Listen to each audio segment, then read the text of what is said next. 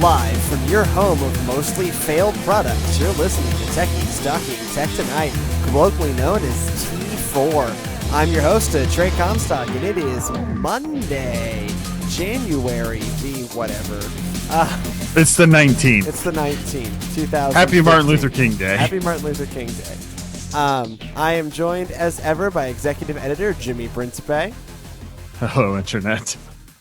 I also know what day it is. So, it is, this is the show where we kind of talk more about tech at night. This is more of a reviews, free-formed, uncensored show, rather than the very structured news program that is the other show. So that's what this is. This is kind of the jazz, make it up as we go along.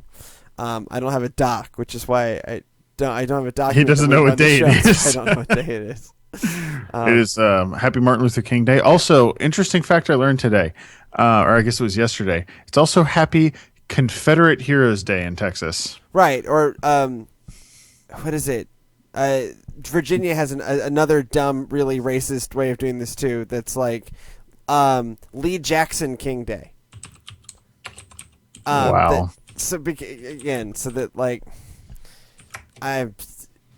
I can get off on down a rabbit trail on this really fast. Yeah, no, don't do that. That's not a good idea.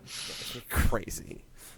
Let's take this civil rights holiday where we can actually start to confront the racism that existed, the injustice system. The injustice in the system, and then let's also put Martin Luther King next to Confederates. Yeah, okay, great idea. If you feel that Confederates need holidays, which is clearly some people do, maybe not the same day. Just this. Possibly not the same month. We're just throwing that out there. What are we gonna do? The two Georges Day? Do George Washington and George III on the same day? That's what the British would do. Right. I mean, this is worse than that. But I'm trying to think of what would possibly be. Let's put the civil rights leader and the people fighting for the continued existence of slavery all on one day. Good job, America. Sounds good to me. Okay, great. Anyway, this is nothing. Oh, we've gone down that rabbit hole. Right. Anyways, Jimmy. So, I have heard a rumor that you agree with me now about something that's very important. Yeah, tablets are worthless. Yes. So I have this. I swear to you, I have this Nexus 9. I've had it for about 2 months now. And it's utterly useless. The thing, I take it. Let's be clear. It's not useless because it's a bad tablet. It is a decent tablet. It's actually a good tablet in many ways. The case for it is really dumb. They made the fundamental flaw that they didn't realize why Apple has the magnets along the edge. Dumb. Anyways, that's neither here nor there. My point is that I carry this thing with me at work. I put it in my bag. It's in my bag at all times. And I have it. I'll slide it into my Padfolio when I go to meetings with the crazy idea that I'm going to use it to take notes with the Jot It that I have, which is actually it's the Jot It Pro, which is a pretty decent stylus thing. Stylus that I've used it on my yoga before. It works pretty well on that. And I turn it on. I open up the OneNote app. I start to take notes, and I go, "This is kludgy." And I turn it off, slide it back into the sleeve, and just take notes on paper. Right. Every single time. Right. Tablets as that kind of ARM or right now. That kind of ARM-based, non-Windows based tablet. I don't understand the real purpose behind.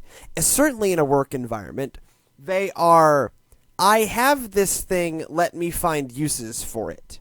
right? Yes. Well, I have this tablet, so I can read stuff on it. Well, yeah, but you could do that on a laptop or an e-reader. Oh, I have this tablet, so I'm going to take notes or edit audio or edit video, or I have pictures on here, let me edit photos, or we've developed this whole app environment because Apple's invested in it. Person. It can run my home theater system. It's like... No. Square peg, round hole. Like, right. I would rather take the money that I have tied up in a Nexus 9 and turn it into, like, for example, your thing, a Vita, right. Or any number of other things, more vintage games, more... I've been looking at getting more external storage.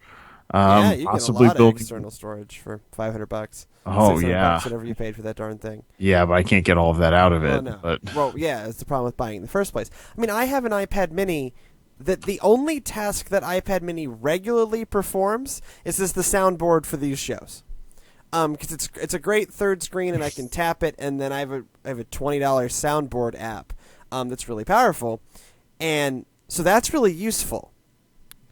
It looks like I could get $400 out of it.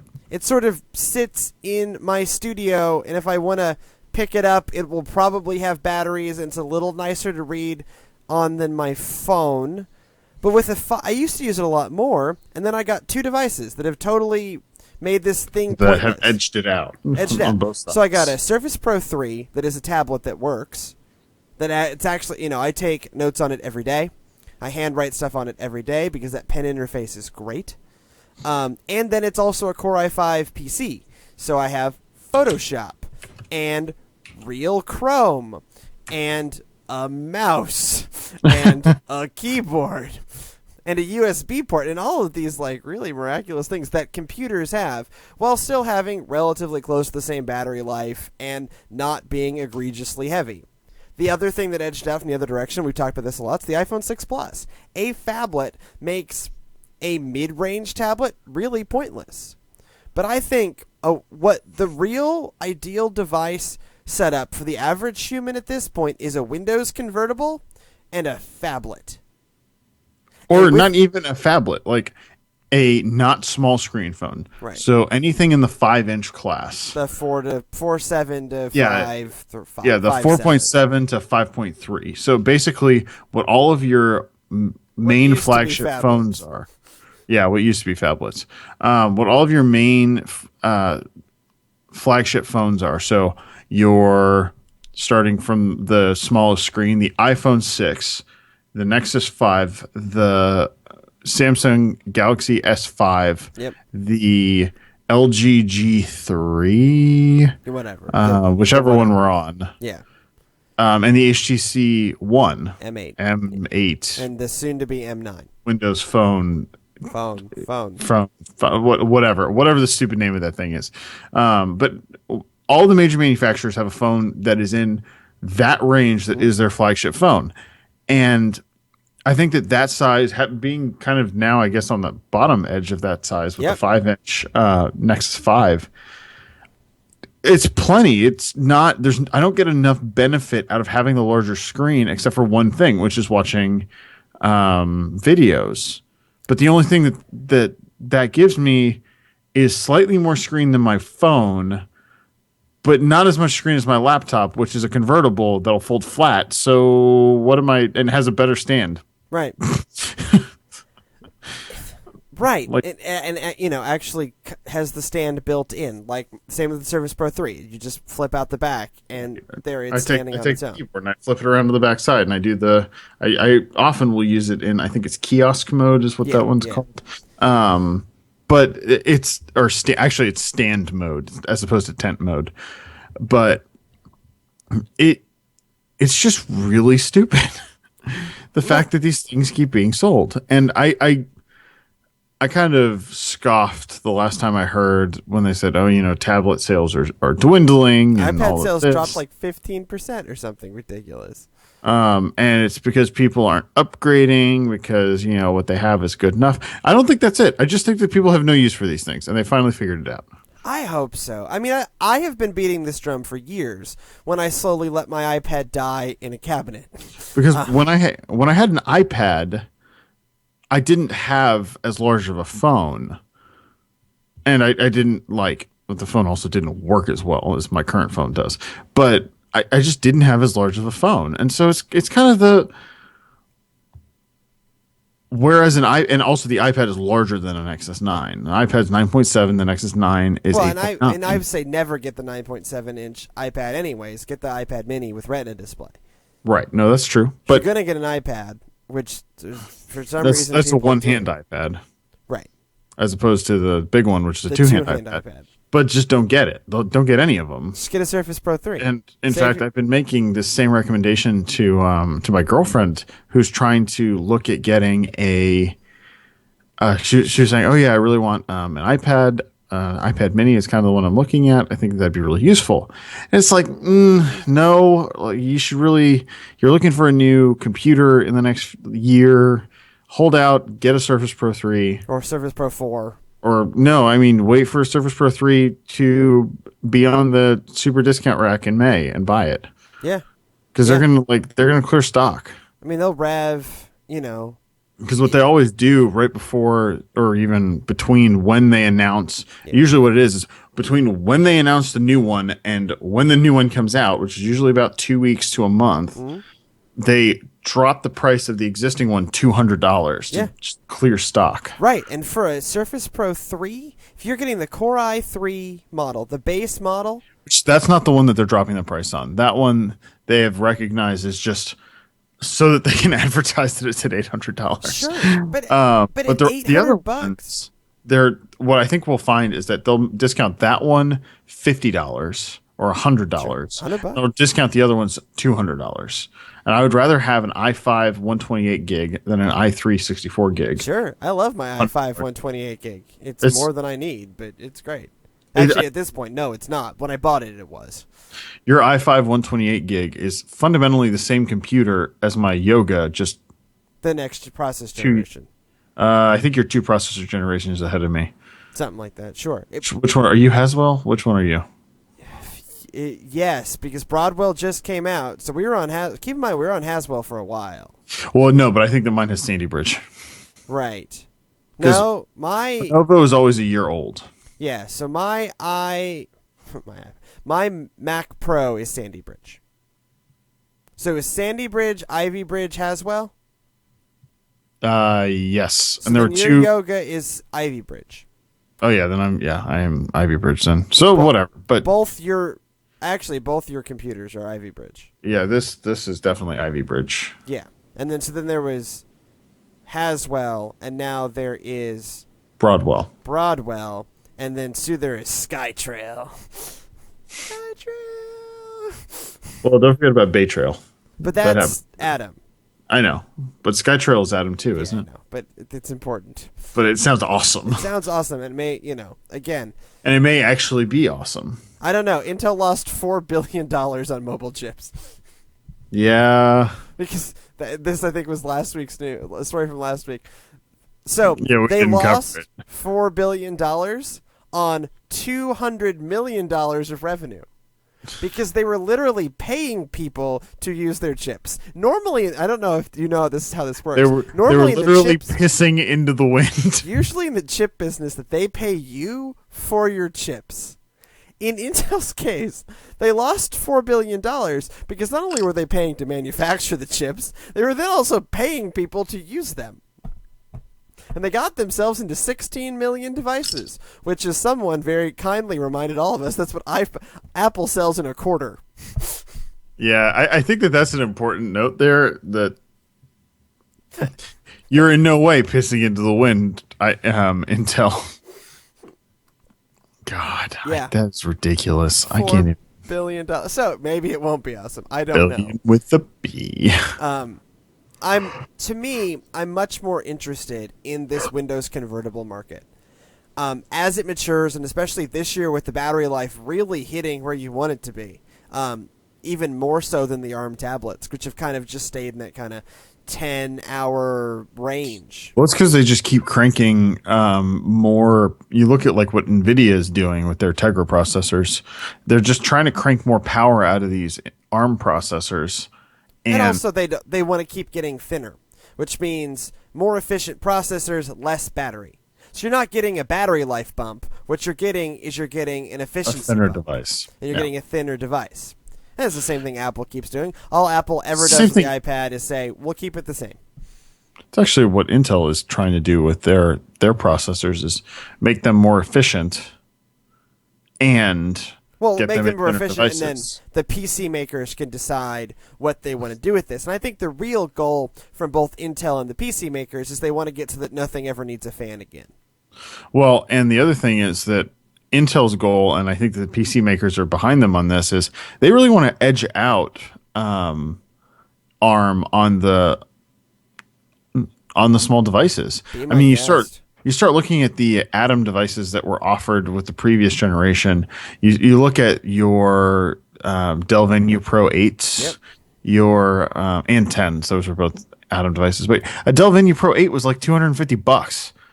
That was like not on sale. You could get it on sale for $200 pretty easily. And again, that's a real Windows PC. That is a Windows 8 PC. Real software, not reliant on some kludgy app store.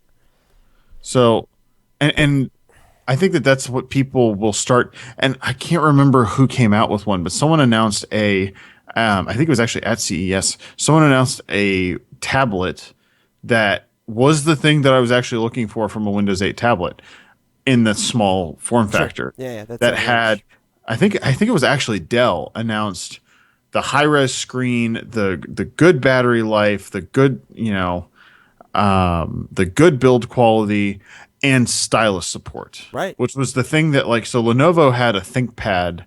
It was the ThinkPad 8 that was awesome. It had like a metal build quality, had a 1920 by 1200 display. In an 8-inch form factor, it was pretty good. Not bad. And then a couple other features on it, but no digitizing layer. But no digitizing. Yeah. And it was the same price as the Nexus 9. And I would have rather had, and it was a full Windows 8 tablet. I would have rather had that with a digitizer. And that's the thing, that I wanted a digitizer and I should have held out. Well, that's what, the rumored canceled Surface Mini was going to be that as well. Right. And I'm almost curious what we're going to see from Microsoft when they re-release the Surface line. Yeah, because we won't see it probably until July with the consumer release of Win 10. Right. Well, we'll probably get that, and we'll probably also get what I think is going to happen is they're going to kill the RT device because no one other than Microsoft currently makes an RT device. But I don't know about that. Keep in mind that RT is merging with phone. Then this new world of Windows, there are 3 types of Windows. Okay, there's Windows Phone. There's Windows Phone, which includes all small ARM-based devices, including tablets. Which goes up to a certain size. Right. I think they support up to 10 inches. Sure, I don't remember. Something reasonable like a tablet. Then there's the Windows that'll work that's aimed more at convertibles, which will have both the new Metro style interface and the desktop style thing. In its better blending in Windows 10. And then there's the full desktop version of Windows 10 that doesn't really have that doesn't really interface with the Metro stuff at all. So it's hard to say, for me to rule Surface RT, or whatever they call it, dead, that there'll never be another ARM-based one. I just think it's going to be under the auspices of Windows Phone, which may now be called Windows Mobile. I think you're more likely to get a Windows Phone, a Windows Mobile phone. So a Surface Phone? A Surface Phone. Because right now, people look at that other Surface device, and yeah, it's an. So if you look at what the market's doing right now, Apple, the market leader in tablets, is losing their ass on tablets. Well, as far as market share. Money. No, as far as market share. And it's not because other people are stealing from them. It's just because the market's getting smaller. So right now, that ARM tablet is not where you want to be. You don't want to be competing in the ARM tablet space. What you want to be competing in is the big phone space. Right. So I wouldn't be surprised if we see a 5.5 to 6 inch Surface phablet branded as a Lumia device. Sure. Specifically, it will not be branded as a Surface device. It will be branded as a Lumia device. Well, regardless of what they call it and regardless of what it is, Nokia needs a new hero phone. Or Lumia needs a. Oh my God, they're so overdue for one too. Because the last one came out a year and a half ago. Nah, not that long. It was the 930, and it was last year. It was March, April last year. It was the 930 called the Lumia Icon, available only on Verizon. Yeah, it was released later in the U.S. under a different name. It was the Lumia Icon. It's what it was called in the U.S. It was released only on Verizon. The international version's called the 930. Yeah, it came out. Right. My head says March or April of last year, and that's the last high-end phone that they released. They released a whole bunch of mid-range, the 800s, the 700s, the 600s, the 500s, and the 400s. It was released February 20th of last year. Who the man? I said like March. And it was Verizon's first phablet Windows phone. Right. And then, even then, I mean, it was smaller than the 1520. Thank God, by the way. Oh, God, the 1520. That thing... Let's be clear. 6.2 inches, 6.15 inches. I don't know. There's a picture floating around somewhere of it in my hand, and it's I comical. have that picture on my phone. I'll find it and post it somewhere. Truly comical what that thing looks like. But they didn't truly rev the 1020 line, anything else, or the 1520 line, right? Both of those just stayed fixed, and those they're true hero phones, and that Lumia Icon didn't see a wide enough release to be a meaningful replacement for the 928, which is, by the way, still the best-selling high-end Windows phone. Well, and the Icon is a great phone. Yeah. It's a great phone. And you can buy it international unlocked for a slightly unreasonable price. And so if you're just dying, as I am not, but if you're dying for a new high-end Windows phone or newer high-end Windows phone, it's not even a new. If you're dying for a 1 year old, right, high-end Windows phone, but still an excellent Windows phone. But we're coming up on the 1 year anniversary of the last meaningfully high-end Windows phone.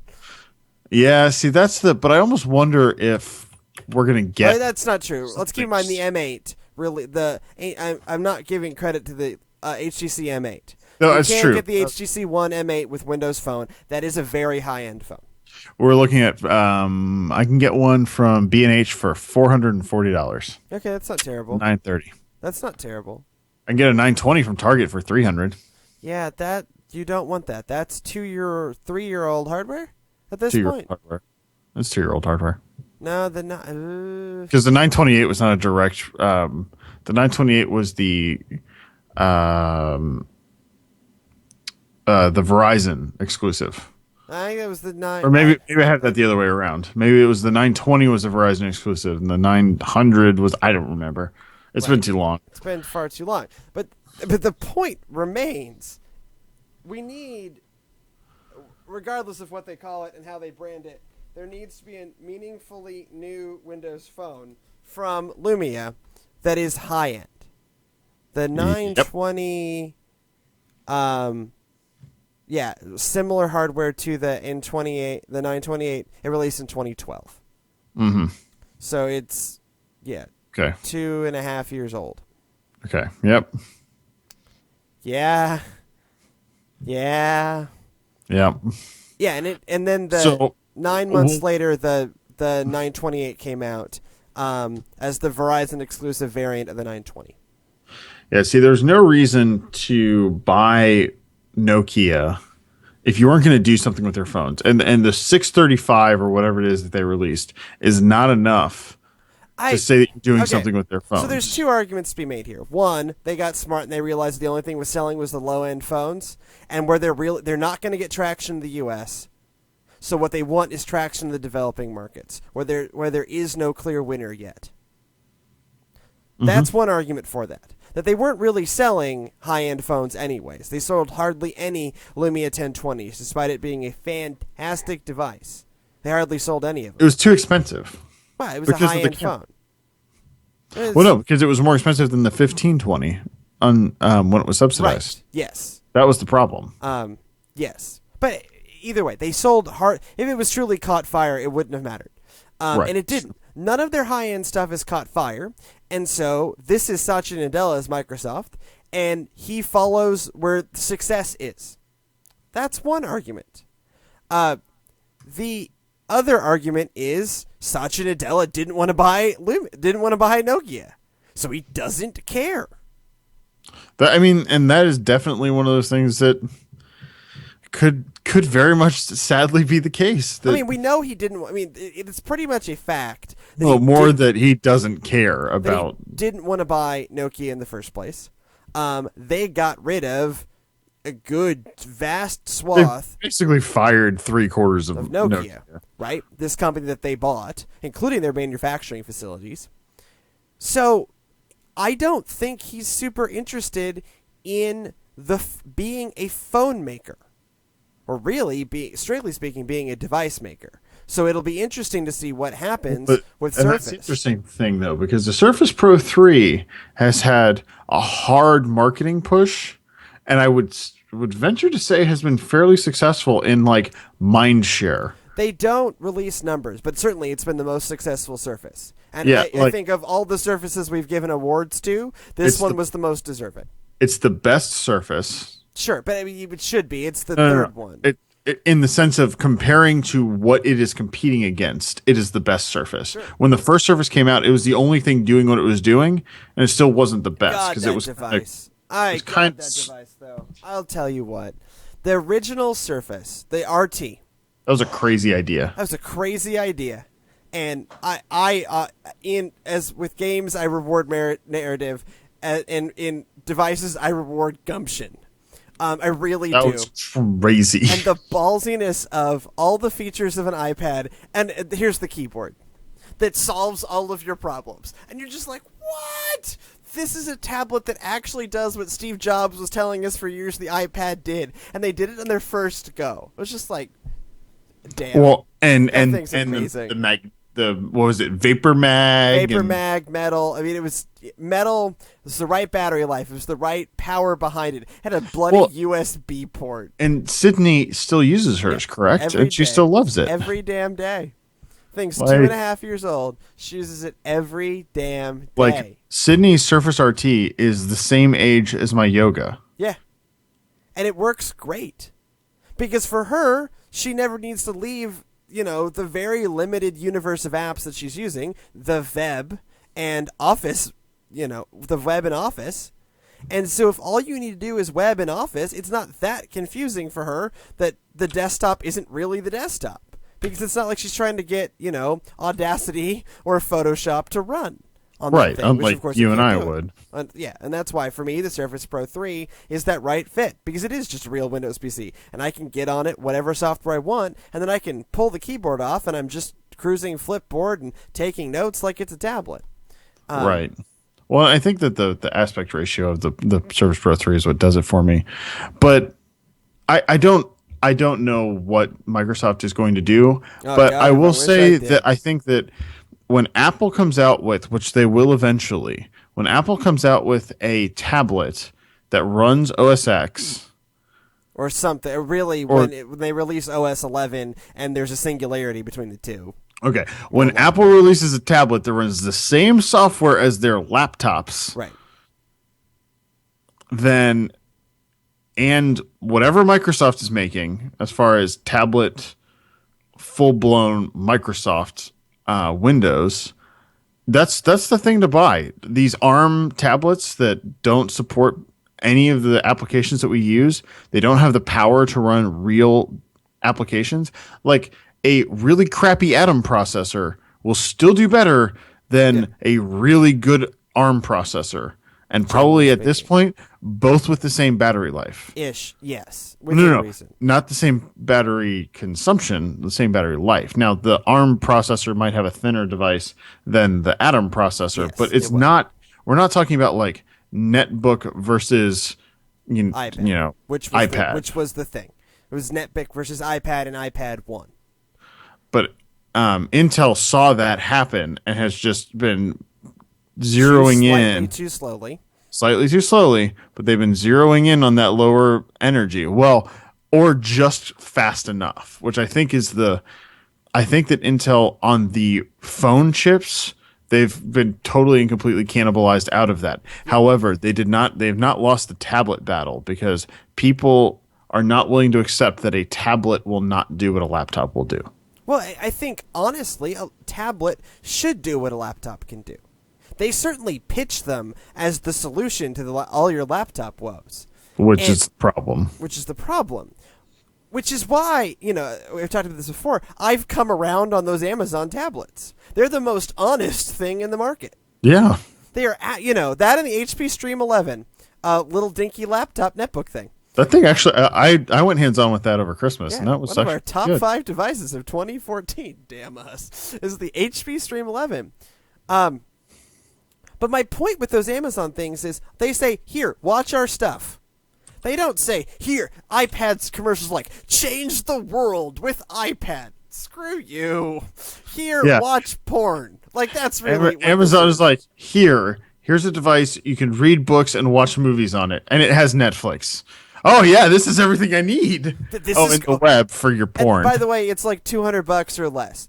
Really? Great. Is it terrible hardware? Abso-frickin-lutely. Does it look like a dog turd? It's roughly the same color, too. Abso-frickin-lutely. Are those screens slightly garbage? Who cares? It's $200. You can buy it in a kid-safe model, and it does everything you actually do in a tablet, which is movies, books, magazines, and pornography.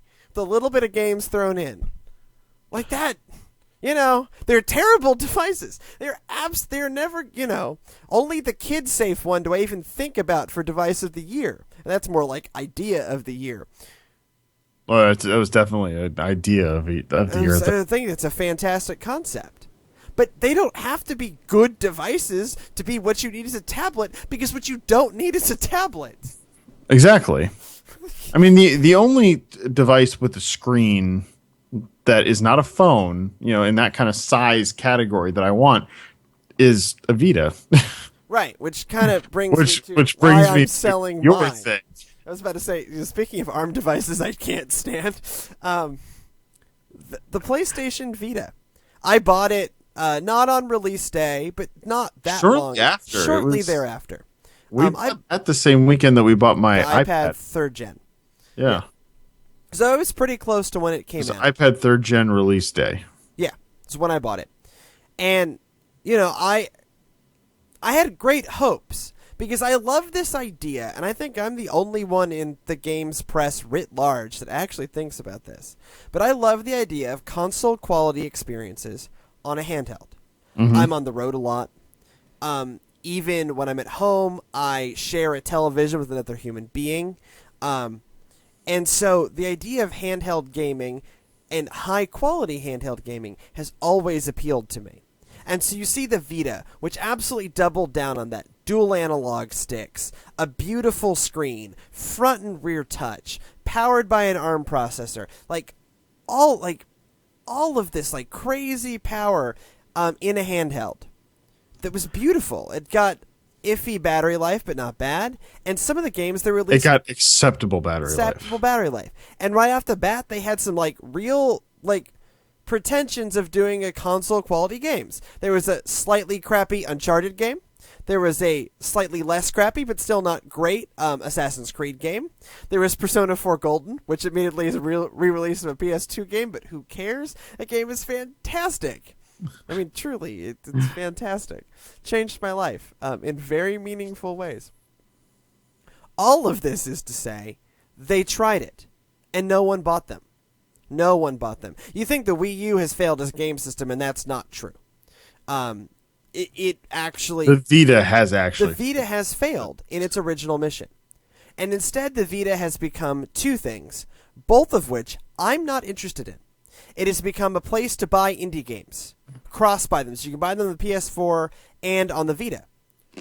This is not totally true. Obviously, Gone Home is the giant asterisk-based exception to this. For the most part, indie games don't speak to me because they focus so much on mechanics. Mechanics, to me, in how I look at games, is secondary to story and narrative. and going on a narrative journey. And so I'm not going to get in. And that's the stuff that takes lots of money to develop. No, not necessarily. It can take lots of money to develop. To do it graphically costs a lot of money. Story does not cost a lot of money. Story just takes one man, a keyboard, and a dream.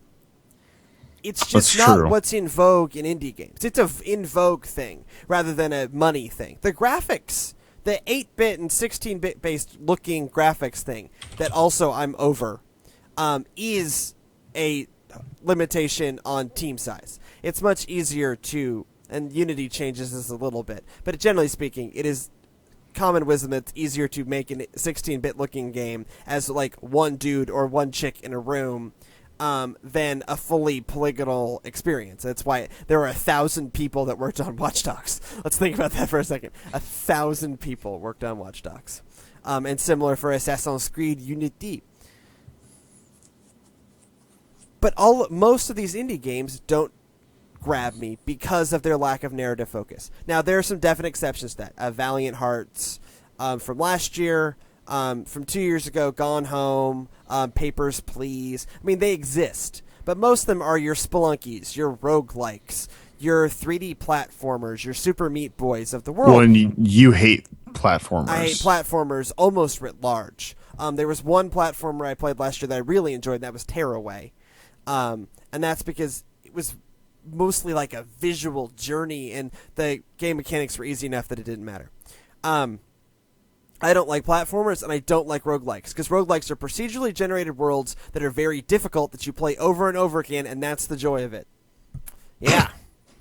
Now, I mock it. It's plenty of, really hardcore gaming people love this. This is just like the antithesis of what I want to do in a video game. I want to be immersed in a narrative journey.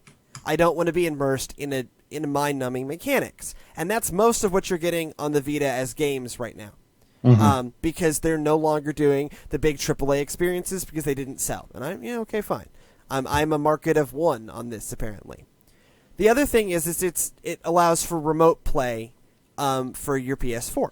So you can play your PS4 games on your Vita streamed from your PS4, either apparently on your home network or over the internet. And it seems like some of them, you can do over the internet, which would be an interesting thing to test with you there. And I just give you I have to remember what the stupid username and password is, but I just give you my PlayStation login, and you should be able to log in and get into my PS4.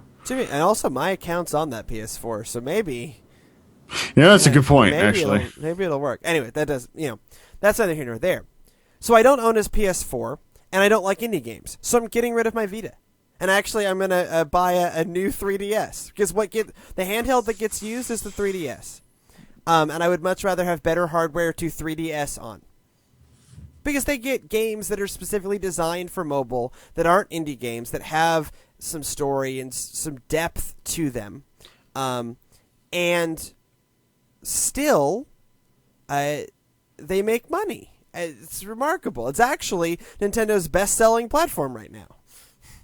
Right. Well, and I think that it really shows that most people do not want that hardcore AAA title on a handheld. Yeah, and most of the reviewers look like, I want that on my television. Yeah, great. Good for you.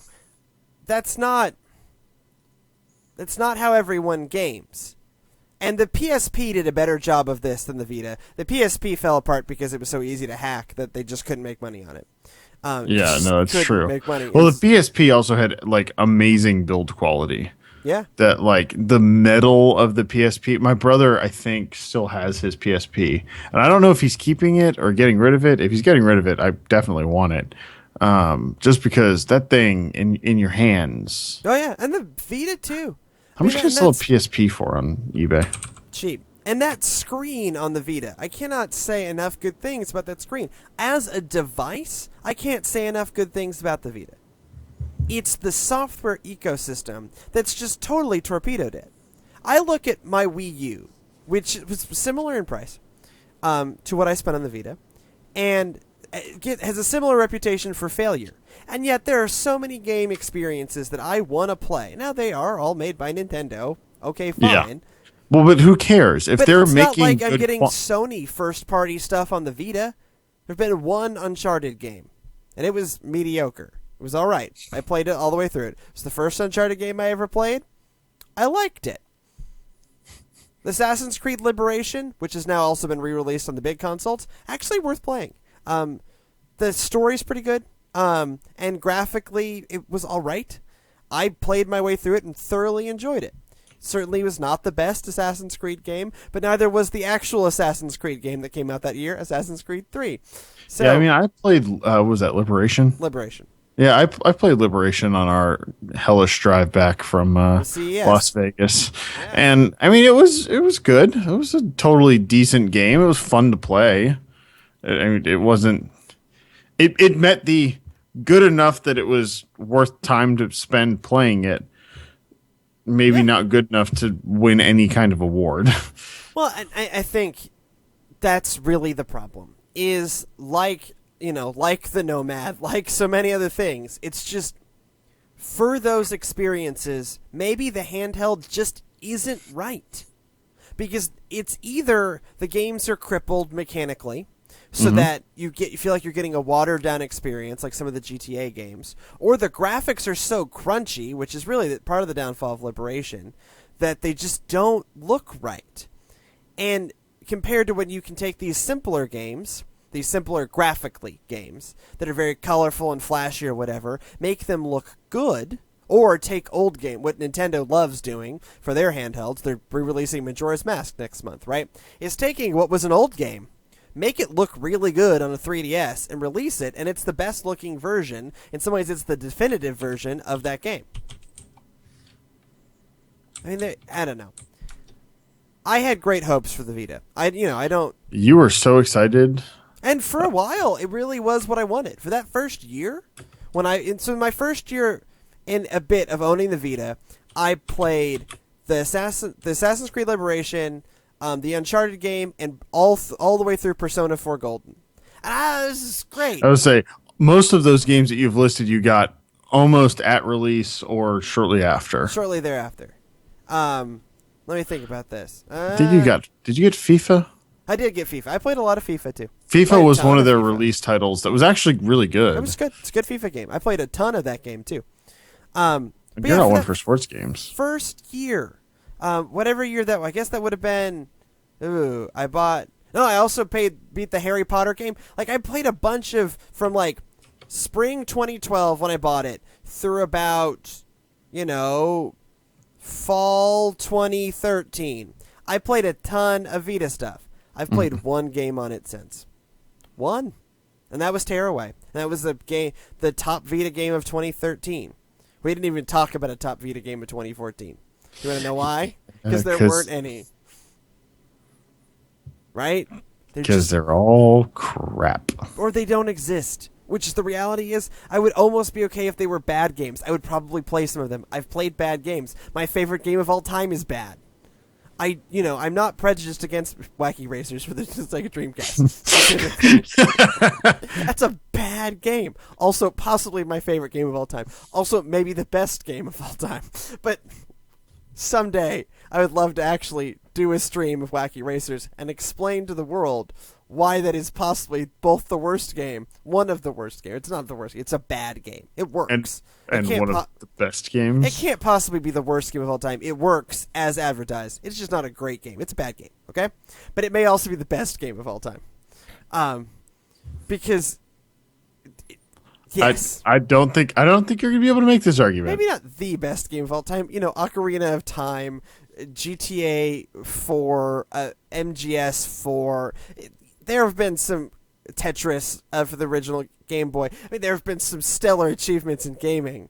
But possibly Wacky Racers, specifically for the Sega Dreamcast, is up there as certainly one of the most underrated games of all time, while also being a pretty bad game that no one but me cares, and me and Brian Hoffman care anything about. And that's because we spent one Christmas break while I was in college. I had just been dumped terribly. And so Brian and I sat there and beat everything on Wacky Racers. And I mean everything. All of the, whatever they are, stars or coins or that whole game. We beat every element of that game on every difficulty. Which that game in no way deserves that kind of attention, but possibly also really deserves that kind of attention. I'm not. No, I don't know. No. For someone who is not like the true Wacky Racers aficionado that I am, you play that game and you think, this is kind of an average. This is an average kart racer with great voice acting, because all they really did was like sample things from the original cartoon. That really successfully captures the spirit of the cartoon while totally ripping off all the stock levels from like Mario Kart. Yeah, that would be a pretty decent description of it. But as you start to really get into the rhythms of this game, you really see the beauty of it, that you can totally subvert the course. That every course also, there are then cars that totally break that course. So, a course where you have to like do a water crossing and you float. There's a car that just flies. And so it's like totally OP in certain situations because you just fly across the water and it serves as no impediment to you. Stuff like that. It's a beautiful game. Maybe they should re-release it for the Vita. I would buy that. I would keep my Vita. If I could play Wacky Racers specifically for the Sega Dreamcast on the go, that might change my mind on the Vita. But Wacky Racers for the Vita. Wacky Racers. There was a Wacky Racers for the Wii that I didn't even buy because it didn't look good. Keep in mind the original one wasn't good, so that should in no way surprise me. I mean, it's not a good game. Also one of the best games. But on that note, we should probably get out of here. Thank you so much for joining us in this edition. I'd rather play Mario Kart. Me too, probably. Techies talking, especially the most recent one. Techies talking tech tonight. If you have any feedback for us about how Wacky Racers is in fact one of the best games of all time, podcast, or how Trey is just wrong. I'm never wrong. The podcast at TextLessCall about Wacky Racers specifically. Podcast at TextLessCall.com, Facebook.com/TextLessCall, Pinterest.com/TextLessCall, or at TextLessCall on the Twitters. Good night.